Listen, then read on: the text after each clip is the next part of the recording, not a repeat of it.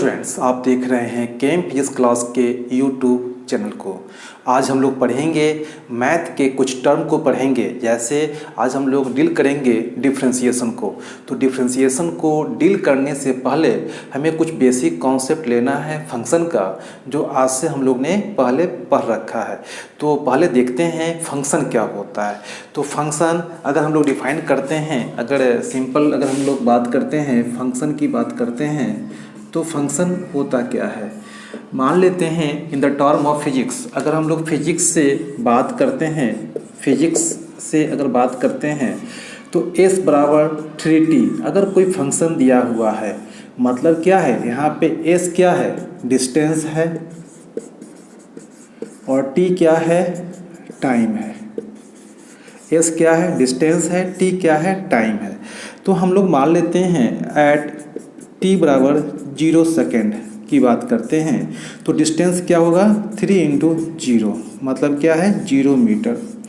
Eight t बराबर 2 second की बात करते हैं, तो s बराबर 3 × 2 = 6 metre.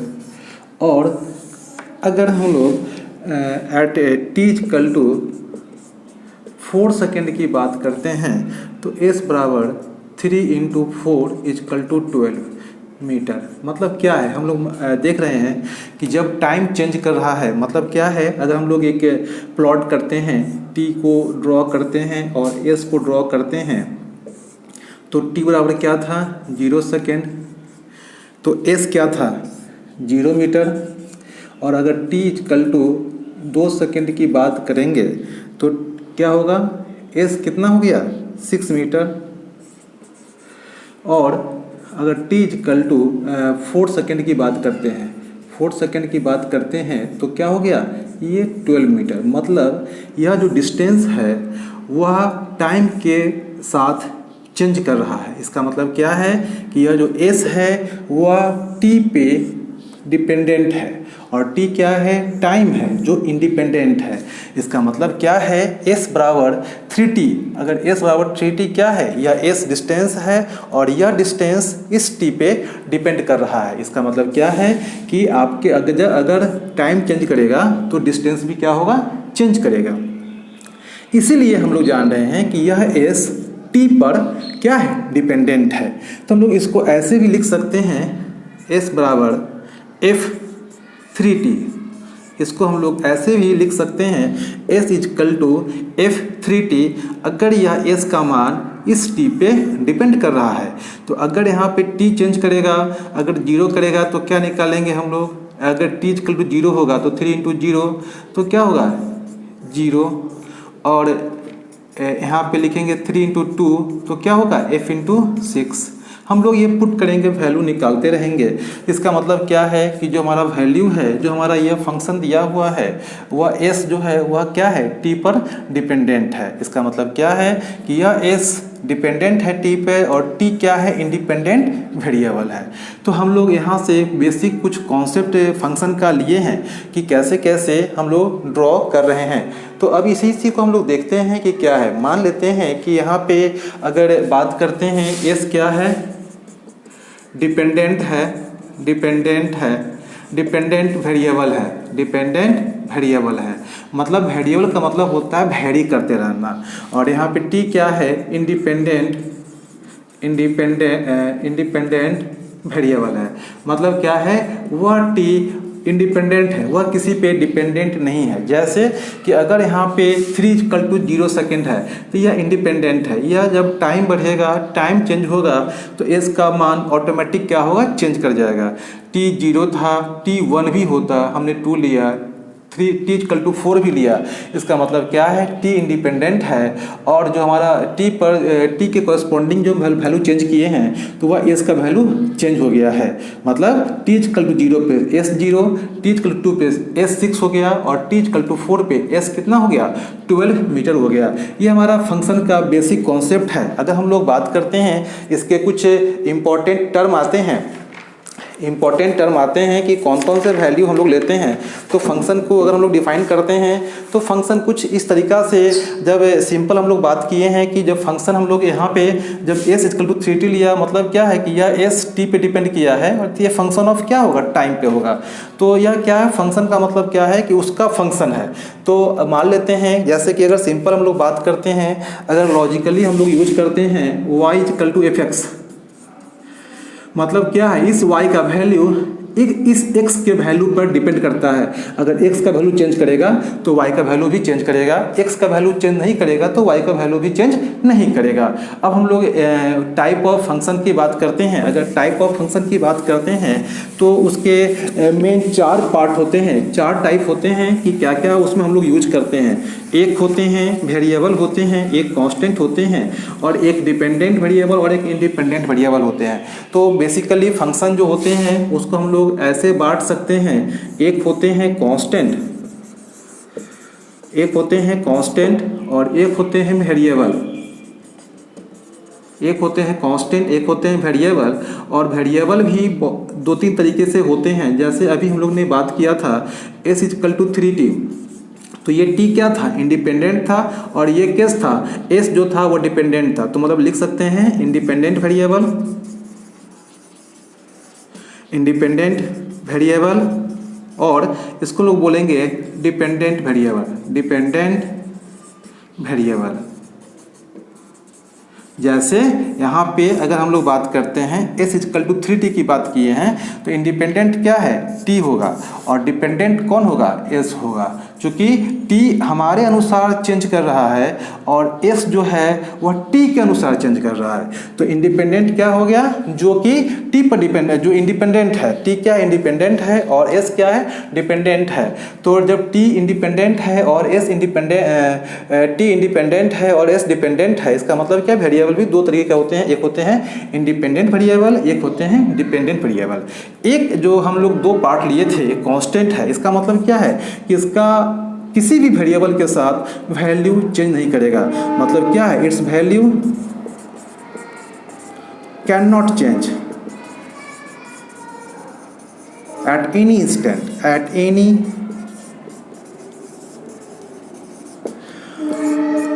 It's value can not change at any instant हो गया। और वेरिएबल क्या है, इंडिपेंडेंट वेरिएबल है, और वह क्या है, डिपेंडेंट वेरिएबल है। तो हम लोग ने इस तरीके का कुछ हम लोग ने क्या किया है कि इस तरीके का कुछ हम लोग फंक्शन को डिजाइन किए हैं। फंक्शन क्या था कि अगर मान लेते हैं कि यहाँ पे हम लोग डिफाइन किए हैं कि फंक्शन जो यूज करते हैं हम लोग, उसमें एक होता है कांस्टेंट, एक होता है वेरिएबल। और वेरिएबल का मीनिंग होता है कि उसका वैल्यू क्या है, वेरी कर सके। मतलब क्या है, its value may be changed, इसका वैल्यू क्या है, चेंज हो सकता है। और उसमें क्या है, डिपेंडेंट होंगे और इंडिपेंडेंट वेरिएबल होंगे। तो हम लोग ने क्या किया, फंक्शन के बारे में ही बात किया है। फंक्शन में क्या है, कांस्टेंट है और उसका वैल्यू चेंज नहीं करेगा। जैसे अगर फिजिक्स में बात हम लोग करते हैं, फिजिक्स की बात सिंपल अगर फिजिक्स में हम लोग डिफाइन करते हैं तो मान लेते हैं कि अगर ये आपके कोई हाउस है, ये क्या है, कोई हाउस है, तो टाइम इक्वल टू 0 सेकेंड मानिए, या टाइम इक्वल टू 10 सेकेंड मानिए, 50 सेकेंड मानिए, या टाइम इक्वल टू 24 आवर मानिए। इस जो आपका होम है उसका पोजीशन चेंज नहीं हो रहा है, मतलब वेरिएबल नहीं है, उसका पोजीशन क्या है, वेरिएबल नहीं है। तो इसको हम लोग कांस्टेंट मानते हैं। एक कांस्टेंट ये टर्म हो गया, और दूसरा कांस्टेंट हो गया है कि जैसे मान लेते हैं कि अगर आपके पास कोई भी इन्वायरमेंट है, कोई भी मीडियम है, और वह मीडियम अगर फिक्स है, मतलब क्या है कि वह किसी तरह का उसी में चेंज नहीं होता है, तो उसमें जो भी होगा वैल्यू सेम होगा। तो मतलब क्या है कि कांस्टेंट का मीनिंग ये होता है कि at every instant of time उसका वैल्यू क्या रहेगा, वही रहेगा, मतलब वैल्यू चेंज नहीं करेगा। तो ये क्या है, जैसे कि अगर हम फिजिक्स की बात किए हैं कि अगर मान लेते हैं कि आपके पास हाउस है, तो ये टाइम आप कितना भी चेंज करिए इसका पोजीशन सेम होगा, मतलब ये कांस्टेंट है, उसका पोजीशन रिमेन कांस्टेंट होगा, मतलब रेस्ट में होगा, जो कि हम लोग डिफाइन किए हुए हैं, फिजिक्स में डिफाइन किए हुए हैं। अब यही वेरिएबल अगर कुछ हम लोग फंक्शन की बात करते हैं, और फंक्शन पे कुछ न्यूमेरिकल है, कुछ प्रॉब्लम है जो कि हम लोग सोल्व करते हैं। वो प्रॉब्लम क्या होगा, जैसे कि मान लेते हैं जैसे हम लोग मान लेते हैं एक हमारे पास न्यूमेरिकल आ रहा है, वह क्या है, x is equal to f x is equal to क्या लिखेंगे, एफ एक्स इजकल टू एक न्यूमेरिकल आ रहा है f x is equal to x plus 3। ये आपके पास क्या है, न्यूमेरिकल एक प्रॉब्लम है, मैथ का प्रॉब्लम है, सोल्व करना है। तो बोला गया है कि अगर इफ दिया हुआ है if f x is equal to x plus 3 तो फाइंड F5। कुछ क्वेश्चन ऐसा भी पूछ सकते हैं, F5 भी पूछ सकते हैं, या इसको ऐसे भी लिख सकते हैं, एक ऐसे ही पूछ सकते हैं फाइंड F5 या find Fx if if x is equal to 5, कुछ ऐसा भी बोलेंगे। दोनों का सॉल्यूशन क्या होगा, एक ही होगा। जैसे कि अगर हम लोग मैथ यूज करते हैं तो क्या होगा, एक सिंपल हमारे पास ये क्वेश्चन पूछने का तरीका आ गया है कि अगर आपके पास f x is equal to x plus 3 दिया हुआ है तो बोल रहा है कि फाइंड F5 और find f x if x is equal to 5। कैसे करेंगे, तो लिखेंगे given that f x is equal to x plus 3 here we have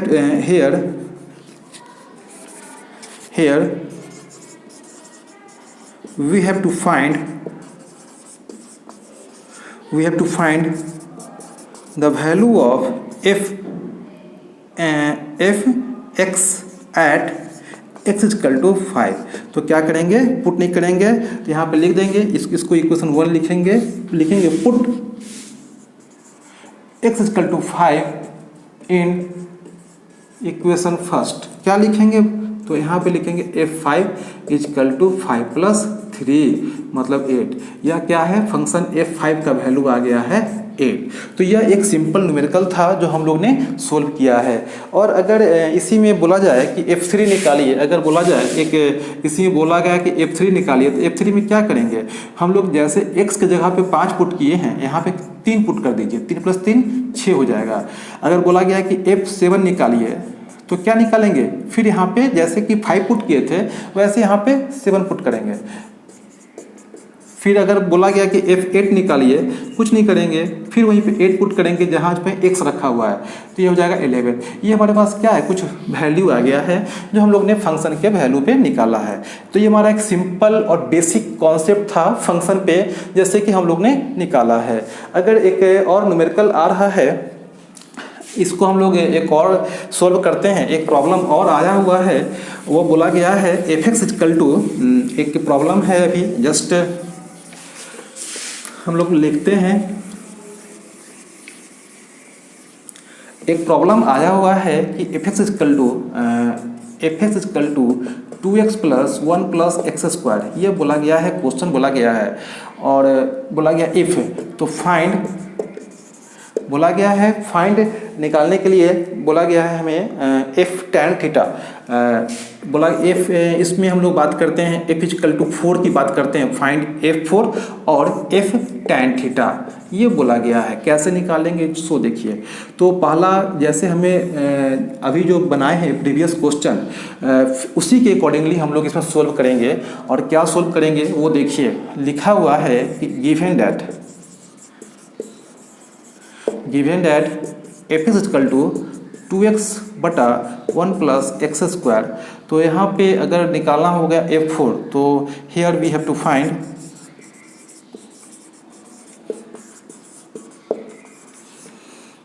fx at x is equal to 4। तो क्या करेंगे, F4 ऐसा कुछ पुट कर देंगे तो 8 हो जाएगा, और 1 प्लस 16 हो गया, 8 बटा 17 हो गया। तो क्या हो गया कि आपके पास जो F4 का वैल्यू आ गया वह आ गया है 8 बटा 17। ये हम लोग ने सोल्व किया है, ये निकाल दिए हैं। अब निकालना है एफ टैन थीटा। अगर निकालना है तो कैसे निकालेंगे, तो हमारे पास दूसरा जो निकालना है वह क्या है, एफ टैन थीटा निकालना है।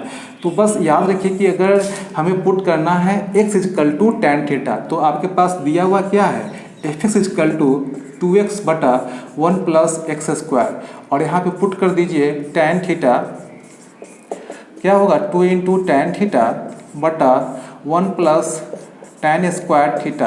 एक तो सीधा फॉर्मूला इसका आता है sin 2 थीटा, इसका फॉर्मूला आता है sin 2 थीटा, लेकिन हम लोग इसको ड्राइव करेंगे तो क्या होगा, जैसे कि मान लेते हैं 2 इंटू साइन थीटा बटा कॉस थीटा, क्योंकि हम लोग tan थीटा को लिख सकते हैं, tan थीटा होता है sin थीटा बटा कॉस थीटा। हम लोग लिखे हैं यहाँ पे 1 प्लस साइन थीटा बटा कॉस थीटा का होल स्क्वायर। तो यहाँ पे क्या लिखेंगे, 2 साइन थीटा बटा कॉस थीटा, और यहाँ पे लिखेंगे 1 प्लस साइन स्क्वायर थीटा बटा कॉस स्क्वायर थीटा।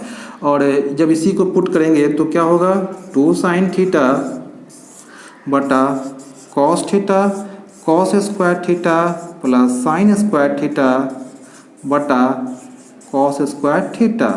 ये कैंसिल हो गया है, यहाँ पे कैंसिल हो गया। हम लोग क्या करेंगे, इसी को सोल्व करते हैं। वैल्यू क्या आ जाएगा हमारे पास, 2 साइन थीटा बटा cos square theta plus sine square theta बटा कॉस थीटा। इसका वैल्यू हम जानते हैं कि cos square theta plus sine square theta का वैल्यू होता है 1, तो हम लोग इसके जगह पे 1 पुट करेंगे।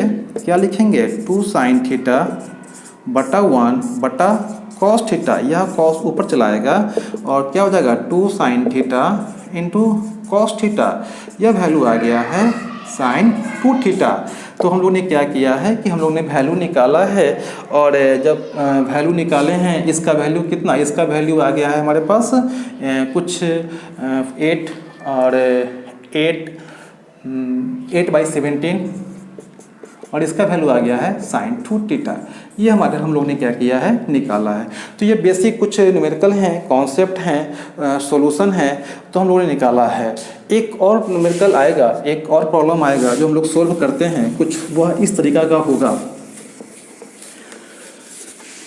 हम लोग फिर बात करते हैं, अभी कुछ प्रॉब्लम है, कुछ प्रॉब्लम को सोल्व करते हैं, और प्रॉब्लम को सोल्व करने के बाद जो भी वैल्यू आएगा उसकी हम लोग बात करते हैं।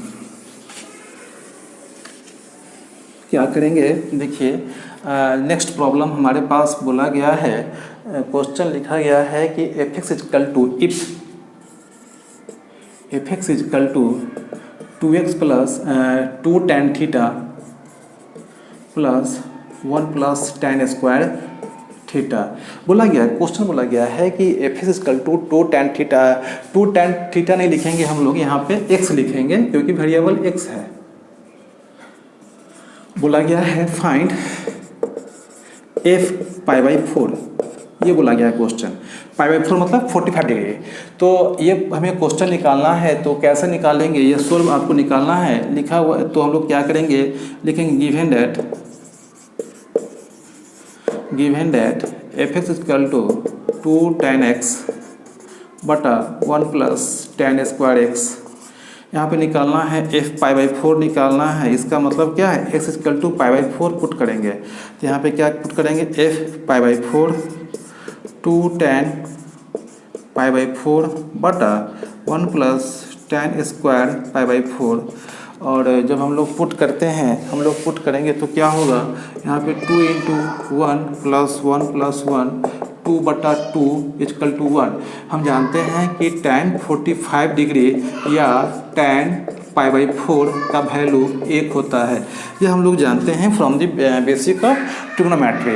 हम लोग ने पुट किया और वैल्यू निकाला। इसका मतलब क्या है कि इसका वैल्यू आ गया है हमारे पास 1 आ गया है।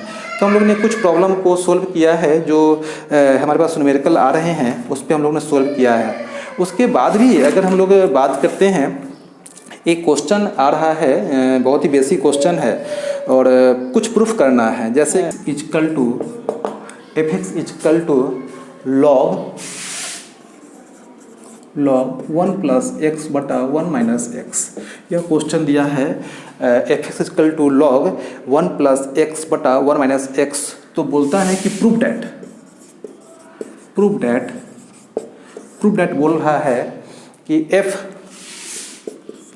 2x बटा 1 प्लस x स्क्वायर का वैल्यू जो है वह होता है 2f(x). ये हमें बताना है, ये प्रूफ करना है, मतलब ये दिया हुआ है और ऐसा प्रूफ करना है कि कैसे होता है, कैसे बनाएंगे वो सबसे इम्पोर्टेंट थिंग है और उसे हम लोग डिस्क्राइब करेंगे कि कैसे हम लोग बात किए हैं।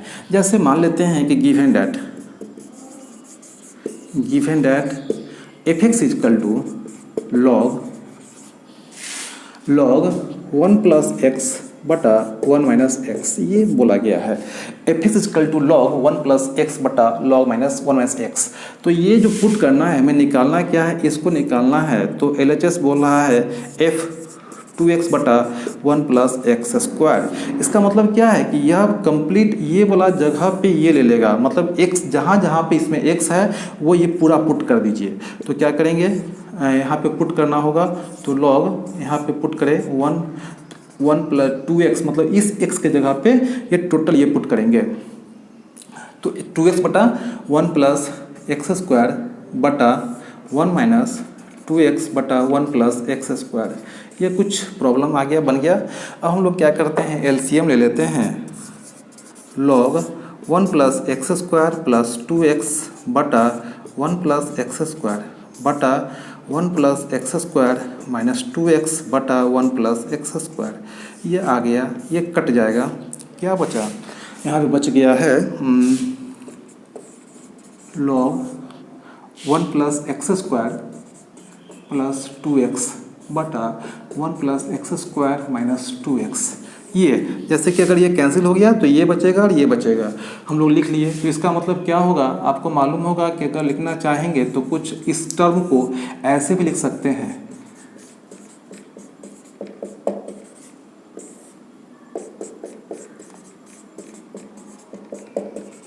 इसका मतलब क्या है, a square plus b square plus 2ab और a square plus b square minus 2ab होता है ए प्लस बी का होल स्क्वायर बटा ए माइनस बी का होल स्क्वायर। जब हम लोग पुट करेंगे तो क्या लिख के आएगा, log 1 प्लस एक्स बटा 1 माइनस एक्स का होल स्क्वायर। ये पावर को आगे कर देगा 2 log 1 प्लस एक्स बटा 1 माइनस एक्स। हम जानते हैं कि फॉर्मूला होता है कि log एक्स स्क्वायर होगा तो इसको हम लिख सकते हैं 2 log एक्स, ये फॉर्मूला होता है। तो यहाँ पे क्या है, 2 log 1 प्लस एक्स बटा 1 minus x. log 1 plus x का वैल्यू क्या था, ये था ना फंक्शन f(x), तो हम लोग लिखेंगे 2 इंटू f(x). इसका मतलब क्या है कि ये वाला ये जो हम लोग लिखे हैं यह प्रूफ हो गया है। तो इसी तरीके से कुछ इस फंक्शन के कुछ बेसिक न्यूमेरिकल आते हैं और हम इसको सोल्व करते हैं। तो हमारा बेसिक कॉन्सेप्ट था फंक्शन का, उसी पे हम लोग बात करेंगे और नेक्स्ट लेक्चर में हम लोग इस पे कुछ न्यूमेरिकल को सोल्व करेंगे और सोल्व करेंगे, फिर हम लोग आएंगे लिमिट पे, उस आफ्टर डैट हम लोग आएंगे डिफ्रेंशिएशन पे।